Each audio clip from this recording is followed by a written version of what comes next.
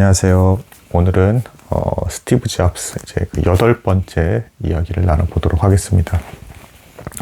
두꺼운 책이지만 자잘자잘한 건 좀 빼면서도 중요한 원칙들은 제가 그대로 좀 전달해 보도록 하겠습니다.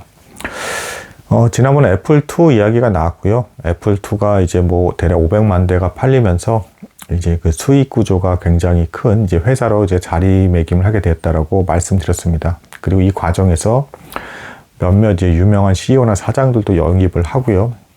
자, 미국 기업의 또 이제 놀라운 부분인데요. 이제 그 사실상 뭐 스티브 잡스와 그리고 친구 워즈가 창업주라고 볼 수가 있지만, 이제 그 CEO들이나 이런 사람들을 이렇게 그 데리고 올 때, 이제 계약을 할 때, 이제 이 스티브 잡스나 이런 워즈를 쫓아낼 수도 있기도 하고, 이 사회를 통해서. 그리고 이제 더 위에 있는 경영진으로서 이제 온 거기 때문에 충고를 하고 명령을 할 수도 있는 뭐 이런 형태의 계약을 이제 맺습니다. 그러니까 뭐 이제 창업주라고 이제 무조건 독단적으로 모든 회사를 다 좌지우지할 수 있었던 구조는 아니었다라는 거. 이거 참 놀랍죠. 그래서 스티브 잡스조차도 도중에 이제 그 맥킨토시가 흥행에 실패를 하면서 그게 빌미가 돼서 한번 쫓겨나는 어떤 일도 경험을 하게 됩니다. 그러다가 12년 만에 이제 복귀를 하게 됩니다. 뭐 이런 과정은 이제 참고로 알아두시면 이제 유익할 거고요. 그리고 이제 이 애플2가 빅히트를 치면서 애플이 이제 나름대로 거대 회사, 그리고 이제 상표 로고도 더 깔끔하게 밑에 뭐 뉴턴 모양도 없애버리고 사과 모양의 이제 한입 베어 먹은 이제 요 아주 이제 이쁜 디자인 로고죠. 참고로 이 애플 디자인 로고는 뭐 세계에서 이제 뭐 5손가락 안에 드는 파급력 있는 브랜드 디자인이라고 합니다. 그만큼 이제 어떤 매력적으로 보인다라는 것이죠. 컴퓨터와 사과 이미지의 조합. 이게 이제 그 스티브 잡스가 채식주의자였기 때문에 채식을 하다가 나온 독특한 아이디어라고 또 말씀을 드렸고요. 그리고 이제 이 애플2가 팔리는 과정에서 역시 이제 회사의 강령들이 생겨나기 시작을 했다. 이제 그 소비자들과 소통을 해야 된다. 그래서 이들의 감성을 이해해야 된다라는 게 이제 첫 번째 방침이고, 이 이해한 감성을 적용시키기 위해서 일할 때 집중을 해야 된다. 그리고 이제 이 세 번째로는 이제 이 집중하는 그 결과물 자체가 사람들로 하여금 쓰고 싶은 어떤 감성, 그 마음을 자극해야 된다. 뭐 이게 애플의 이제 기본 어떤 회사의 틀이 되겠습니다. 그러면서도 혁신을 또 이제 추구하는 것이 있고요. 그래서 애플이 어떤 새로운 것들을 창조해내고 창안해내는 것에 있어서 대단히 혁신적인 기업인 게 맞고, 대단히 무서운 점이 있습니다. 그래서 실제로 아시는 분은 아시겠지만, 저는 이제 40대인데, 그 나이가 좀 드신 분들은, 이제 갤럭시 폰을 많이 쓰죠. 뭐, 갤럭시 폰 결코 뭐 제품이 뒤진다라고 생각은 솔직히 안 합니다. 근데, 이 젊은 청년의 감수성을 애플이 굉장히 잘 건드려서 그 젊은 층들은 이제 많이 애플을 쓴다라고 합니다. 그러니까 그 화면 넘어가는 거에 대한 부드러움이라든가 여러 가지 이런 것들을 젊은 층 공략을 굉장히 잘하고 있어서 우리나라 시장에서조차도 애플이 이제 그 젊은 층 소비자 중심의 제품을 워낙 잘 내기 때문에 젊은 층들은 거의 다 많이 애플을 쓴다. 무서운 회사인 것이죠. 뭐 이런 특성이 있다라는 걸 이제 요약적으로 말씀드리면서 나눌 수가 있겠습니다. 오늘은 추가로 이 회사가 이제 발전해가는 과정, 그리고 잡스의 성향에 대해서 이제 합쳐져 가지고 이제 조금 더 깊이 있게 나눠보겠습니다. 잡스가 엔지니어이면서도 놀랍게 그 인문학적인 감성이 뛰어났던 인물이었다. 그래서 애플2가 제품으로 나올 때도 컴퓨터 그 표면의 구석에, 깔끔한 코만 구석에 뭐 이제 레오나르도 다빈치의 말이 새겨져 있었다라고 합니다. 그러니까 단순함이 궁극의 정교함이다 라고 해서 제품 자체를 그런 거를 이제 바라보고 만들었다라는 것이죠. 그러면서 속에 있는 기판까지도 아름답게 만들었다. 자, 그리고 그 이외에 뭐 리사도 이제 뭐 흥행해서 나름 이제 성공을 하고, 그 다음에 이제 맥킨토시가 이제 실패함으로써 스티브 잡스가 쫓겨나게 되는데, 그 이전까지의 이제 과정에서 몇 가지 좀 이제 집중해 볼 어떤 사건들이 또 있습니다. 애플2 이후에 이제 성장을 나가는 과정에서 그 다음 이제 개발, 그러니까 스티브 잡스가 이제 새로운 또 혁신을 원했습니다. 뭘 원했느냐? 애플2까지는요, 컴퓨터가 지금 우리가 생각하는 형태의 컴퓨터가 아니에요. 무슨 얘기냐면, 검은 블랙 화면에 프로그램을 짜야 합니다. 뭐 옛날에 뭐 나이 드신 분들은 알 거예요. 뭐 포트라인이 베이직이니 뭐해서 프로그램을 짜서 결과물을 내는 형태의 그런 컴퓨터에 되게 불편하죠. 왠지 좀 전문가만 써야 될 것 같은 그런 컴퓨터였단 말이에요. 근데 이제 드디어 그 유명한 그래픽 유저 인터페이스 GUI라고 하죠. 지금 우리가 쓰는 형태의 아이콘을 클릭하면 들어가서 사용할 수 있는, 그리고 파일이 어딘지 다 확인할 수 있는 요거를 상상을 하기 시작을 했습니다. 그리고 스티브 잡스뿐만 아니라 다른 엔지니어도 몇몇 이걸 생각을 하긴 했어요. 근데 어쨌든 이 스티브 잡스가 이거를 이제 현실화하는 과정에서 이제 그 제록스라는 회사와 이제 서로 연결해서 같이 개발을 하기 시작을 했는데, 여기서 이 스티브 잡스와 그 소프트웨어 팀이 초창기에 있었습니다. 이 프로그램을 짜서 해야 되잖아요. 그 이제 GUI를 만들려면. 근데 이 소프트웨어 팀이 제록스라는 곳에서 벌써 GUI를 거의 완성 단계에 가깝게 만들어낸 무언가가 있다라는 걸 알아내게 됩니다. 그래서 이 제록스와 합력해서 제품을 만들어낼 때, 계약을 할 때 너희들 기술도 어느 정도 공유하게끔 해라라고 압박을 가해서 계약을 한 다음에 실제로 가서 그들이 이제 프레젠테이션을 하게끔 만들었습니다. 그 GUI 그게 어떻게 얘네들은 만들어놨는지 보려고. 근데 제록스도 바보가 아니죠. 그래서 빈 껍데기 내용만 슬쩍 프레젠테이션을 보여주면서 뭐 이러이러한 게 있다라고 하면서 얼핏 보여줬다라고 합니다. 근데 이미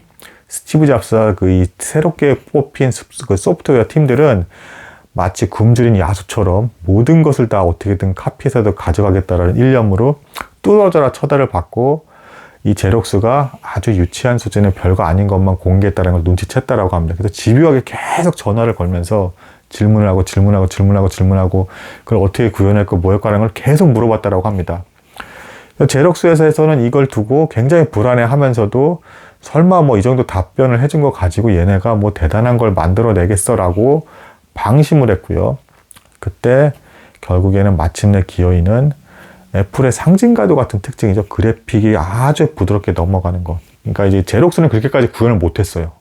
그러니까 상업성이 좀 떨어지는 형태까지 만들었는데, 이 스티브 잡스와 이 소프트웨어 팀이 아주 부드럽게 화면이 넘어가면서 GUI 형태의 그 아이콘 클릭과 창이 막 겹치면서 실제로 종이가 여러 장이 쌓이는 것처럼 보이는 어떤 그래픽 효과라든가 실제 사무 업무를 컴퓨터 안에서 보는 것 같은 그 수준까지의 GUI를 완성해내게 됩니다. 그래서 사실상 이건 이제 어떻게 보면은 IT 업계에서 애플이 잔인한 행동을 했다, 사실상 모방을 넘어서 베껴갔다, 뭐 이렇게까지라도 이제 비난을 받는 측면이기도 한데, 스티브 잡스가 갖고 있던 이때의 철학은 뭐 이런 거였습니다. 이제 이것도 이제 뭐 레오나르도 다빈치가 말인데, 진정한 예술가는 좋은 예술가는 모방하고 진정한 예술가는 이제 빼앗는다. 그래가지고 이걸 자기는 어쨌든 뭐 이런 사업 업계는 그럴 수밖에 없는 거라서 빼서 아는데, 이게 나중에 안타깝지만 이제 마이크로소프트 빌 게이츠한테 그대로 똑같이 당합니다. 이제 그 더 업데이트해가지고 만든 어떤 그걸 있었는데, 그걸 이제 나중에 마이크로소프트 회사 초창기 때 같이 연결돼서 그 프로그램 그걸 이제 교류를 하다가 이제 빌 게이츠가 이걸 보고 또 영감을 얻습니다. 그래가지고 윈도우즈를 만드는데 이제 그대로 좀 거의 카피하다시피 가져가게 되고, 이것에 대해서 이제 나중에 스티브 잡스가 대노를 하면서 저 인간들이 우리 거를 뺏겨갔다 하면서 또 자기가 할 때는 또 통쾌하면서 당할 때는 괴로워하는 뭐 이제 이런 모습을 보여주게 됩니다. 그리고 이제 그 스티브 잡스의 어떤 그 추구했던 방향성이 이제 실패했던 것도 분명 존재합니다. 그러니까 예를 들면은 초반에 이제 컴퓨터 회사를 이제 초반에 그 뭐랄까 기선 제압에서 표준화를 하려고 할 때 스티브 잡스는 이 컴퓨터와 그러니까 하드웨어와 소프트웨어가 분리가 되면 안 된다. 그러니까 이 하드웨어랑 소프트웨어는 서로 정확히 일치를 해서 이 하드웨어를 써야지만 그 안에서만 구동이 되는 소프트웨어를 추구했어요. 그래서 자기네 제품 것만 쓰게끔 이렇게 만들려고 했지만, 이게 나중에 빌 게이츠에게 이제 빌 게이츠는 아니다. 하드웨어는 하드웨어고 소프트웨어는 소프트웨어 따로 놀아야 된다. 그래서 이 소프트웨어가 어느 기계 장치, 어느 다른 회사의 제품에도 다 들어가서 연동돼서 움직여야 된다. 이렇게 해서 이렇게 주장을 했는데, 결국에는 이 부분에서 빌 게이츠가 승리를 해서 애플이 안타깝지만 마이크로소프트에게 밀리게 되는 상황에 처하게 된다. 뭐 도중에 근데 좀 기회가 없는 건 아니었어요. 한번 이제 그 스티브 잡스 형태 그 하드웨어 소프트웨어가 그냥 무조건 연결이 돼서 여기 이 기계에서만 써야 되는 이 형태가 기선 제압을 할 뻔한 시점이 있었어요. 근데 이때 이제 그 위에 있는 그 마쿨라라는 이제 그 영입했던 그 CEO랑 그 다음에 이제 뭐 스컬리라고 해서 이제 펩시 이제서 영입한 그 사장이 있었는데 이 사람들이 스티브 잡스만큼 굶주리진 않았었습니다. 그래가지고 이 제품만큼은 스티브 잡스가 싸게 팔아야 돼라고 주장을 했는데 이제 시장을 잡기 위해서 근데 그게 이제 무시가 되고 이제 비싸게 팔아버리면서 그때 주도권을 놓쳐버리게 되는 뭐 이제 이런 일도 이제 경험을 하게 됩니다.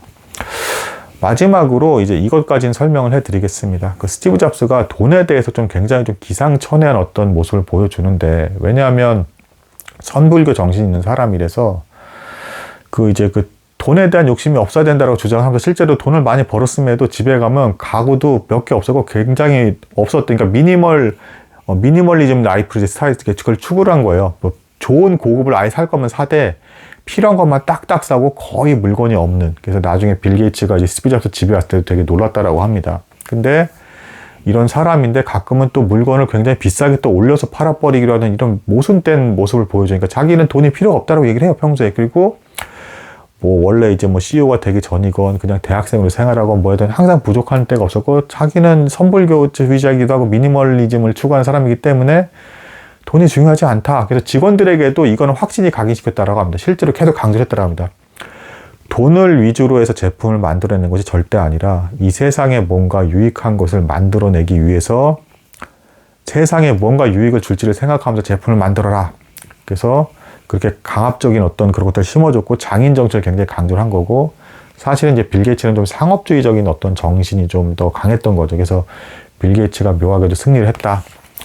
여기 이 저자에서는 그거에 대해서 조금 안타까움을 느낍니다. 그래서 아주 상업적인 주의가 좀 섞인 게 승리한 것에 대해서 조금은 안타깝다. 장인 정신주의적인 소비자 중심적인 좀 더 그런 부분들이 애플이 융통성이 없어 보이긴 했지만 그래도 소비자들에겐 더 좋은 것이 아니었나 뭐 저자는 그렇게 표현을 합니다. 근데 아무튼 좀 모순돼 보이잖아요. 그러니까 뭐냐면 그러면서도 선불교적이면서 자기는 이렇게 안 쓰면서도 사람들에게는 컴퓨터를 막 팔잖아요. 이게 실제로 이제 그 스티브 잡스가 가장 사랑했던 평생에 가장 사랑했던 여인이 아내가 아니고요.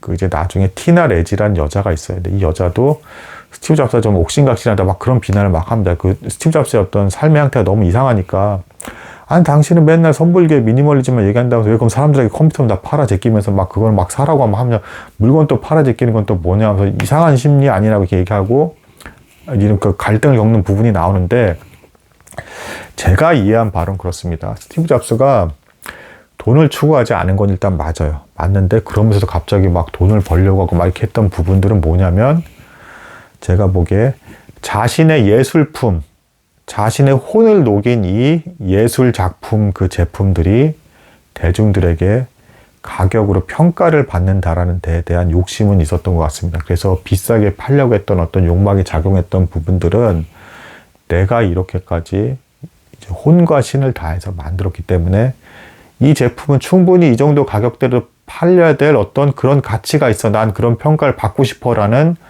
평가에 대한 욕심 때문에 이제 그렇게 그 어떤 그 가격에 대해서는 묘한 어떤 모순된 것 같은 행동을 보여주는 것 같은 그런 모습을 보여줬던 것 같습니다. 아무튼 일종의 예술가 정신인 거죠. 그래서 스티브 잡스가 이렇게 인문학적인 감성과 이런 것들을 녹아들면서 만들어내고 있었다. 심지어는 뭐 이것도 좀 조금만 더 말씀을 드릴게요.